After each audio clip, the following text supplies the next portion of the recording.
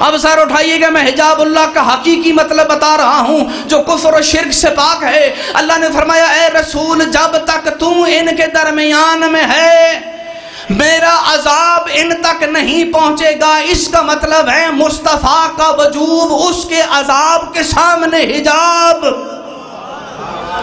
اور آسان کرو، اسی پیغمبر نے فرمایا النجوم امان لأہل السماء، یہ آسمان پہ چمکنے والے تارے آسمان والوں کے لیے امان ہیں۔ وَأَهْلُ بَيْتِي أَمَانٌ لِأُمَّتِي، اور میری اہل بیت میری امت کے لیے امان۔ اب پوچھو ان مفتیوں سے کہ 11 ہجری میں رسول کر گئے ہیں دنیا سے پردہ، قرآن کہہ رہے جب تک اے رسول تم موجود ہو اللہ کا عذاب نہیں آئے گا۔ اب رسول تو ظاہری طور پر دنیا سے چلے گئے لیکن عذاب آج تک نہیں آیا، تو پھر سوچو نا وہ کون سی ہستیاں ہیں کہ جن کا وجود ہو بہو قائم مقام مصطفیٰ ہے۔ الصواعق المحرقہ ابن حجر مکی حیتمی نے کہا ہے کہ یاد رکھو اہل بیت بھی رسول کی طرح اپنی امت کے لیے امان ہیں۔ کیا مطلب؟ یہ فاطمہ کے وسیلے سے 14 وہ ہستیاں ہیں جب رسول تھے تو اللہ کا عذاب نہیں آتا تھا، اس کے قائم مقام تھی زہرا، اور زہرا وہ حجاب اللہ ہے کہ جس کے ہوتے ہوئے امت پہ اللہ کا عذاب۔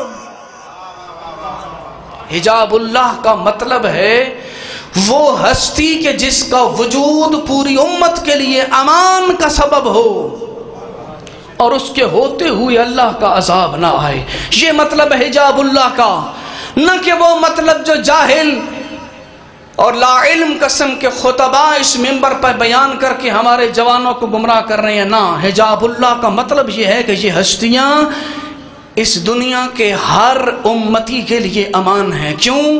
یہ ہستیوں کا وجود ہی تو ہے کہ ان کی وجود کی برکت سے اللہ کا عذاب نہیں آتا۔ میں کہوں گا میں ان ملاؤں سے مخاطب ہوں کہ جنہوں نے گناہ میں نہ مسجدیں چھوڑی نہ مدرسے چھوڑے اور وہ آج کہہ رہے ہیں کہ امام زمانہ کا وجود ثابت کرو۔ میں کہتا ہوں تمہاری 1000 گناہوں کے باوجود یہ آسمان اگر کھڑا ہے، یہ زمین اگر کھڑی ہے تو فقط اس ہستی کی وجہ سے جو پردہ غیب میں زہرا کا لاڈلا بیٹھا ہے۔